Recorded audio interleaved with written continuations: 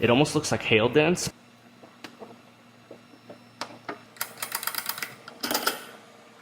I'm down here in our aluminum shop, and I have a Nissan here.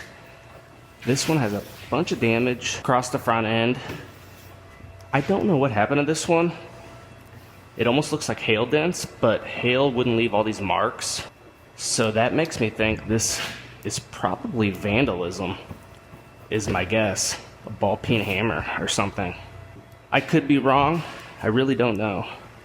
But hail isn't gonna leave marks like that did.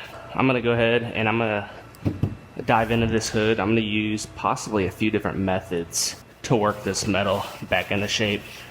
I'm gonna try to get to the backside and push them out the best I can to start with. And then if there's some that I can't get access to, I might have to zap a couple aluminum studs on there to pull the dents out.